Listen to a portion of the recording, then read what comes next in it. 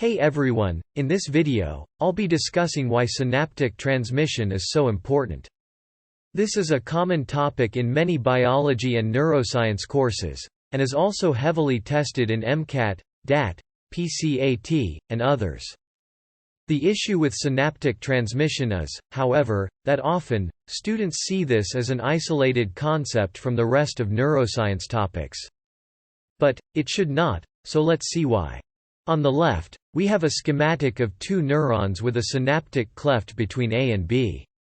Now, if we zoom into this area between A and B, we see that common neurotransmitters such as dopamine, serotonin, acetylcholine, and others are released from one neuron to another in this area.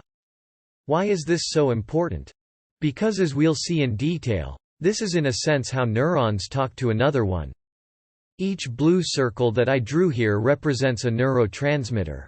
As you may have seen before, these transmitters are packaged in a vesicle, passed through the presynaptic terminal, and secreted out, which is when you see the individual blue circles. From this point, they can either reach the receptors colored light green here on the postsynaptic terminals or they can be reuptaked by reuptake receptors colored dark green. You can think of the blue circle transmitter going from the top to the bottom as saying, the top neuron A talking to the bottom neuron B about a specific message.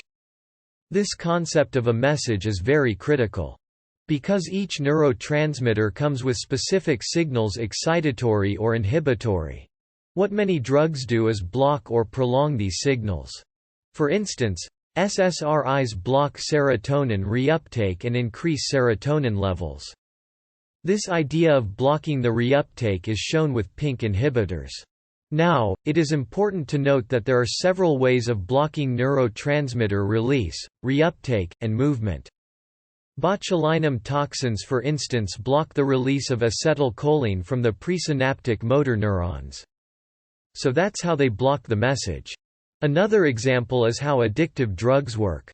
They are similar to SSRIs in the sense that by preventing the reuptake, these addictive drugs extend the duration of dopamine. This is why addiction leads to initial euphoria because these inhibitors work extremely rapidly. So, what you need to understand for synaptic transmission is that by controlling the level of neurotransmitters, you effectively control the narrative. You can even think of this as a content filter that Google puts. No filter would mean all information, right? In summary, synaptic transmission is important because it tells you how neurons talk to one another via neurotransmitters.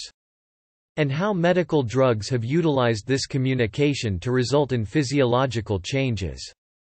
If you found this drawing and lecture helpful, please subscribe and like this channel. This channel covers scientific, technology, and business knowledge. And subscribing likes are very helpful to content creation. Thanks for watching.